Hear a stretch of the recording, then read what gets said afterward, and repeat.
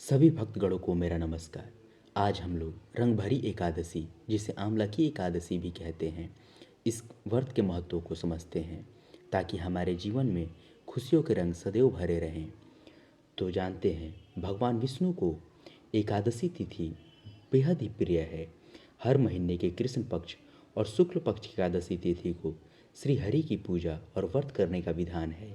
फागुन माह के शुक्ल पक्ष की एकादशी पर भगवान विष्णु और माँ लक्ष्मी के संग भगवान शिव और माँ पार्वती की भी पूजा की जाती है।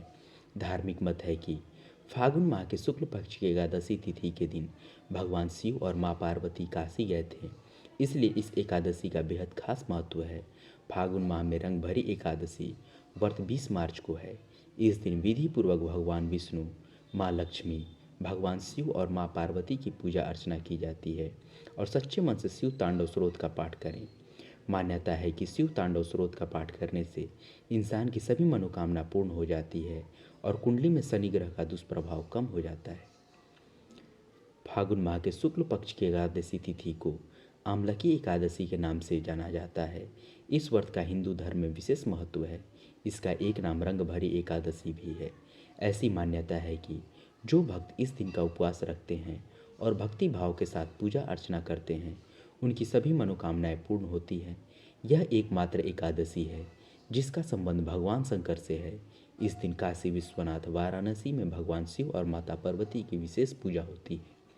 मान्यता है कि इसी दिन बाबा विश्वनाथ माता गौरी का गोना कराकर पहली बार काशी आए थे।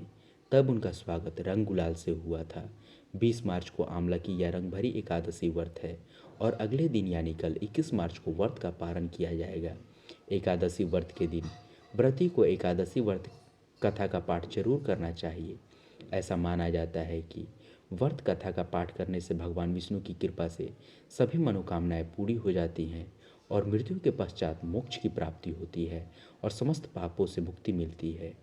तो आइए आंवला की या रंग भरी एकादशी व्रत कथा को हम लोग विधि पूर्वक सुनते हैं। प्राचीन काल में चित्रसेन नामक राजा राज्य करता था। उसके राज्य में एकादशी व्रत का बहुत ही महत्व था और सभी प्रजाजन एकादशी का व्रत करते थे। वहीं राजा की आंवला की एकादशी के प्रति बहुत श्रद्धा थी। एक दिन राजा शिकार करते हुए जंगल में बहुत दूर निकल गए। तभी कुछ जंगली और पहाड़ी डाकुओं ने राजा को घेर लिया। इसके बाद डाकुओं ने शस्त्रों से राजा पर हमला कर दिया, मगर देव कृपा से राजा पर जो भी शस्त्र चलाए जाते वो पुष्प में बदल जाते। डाकुओं की संख्या अधिक होने से राजा संज्ञाहीन होकर धरती पर गिर गए। तभी राजा के शरीर से एक दिव्य शक्ति प्रकट हुई और समस्त राक्षसों को मारकर अदृश्य हो गई। जब राजा की चेतना लौटी तो उसने सभी राक्षसों को मारा हुआ पाया।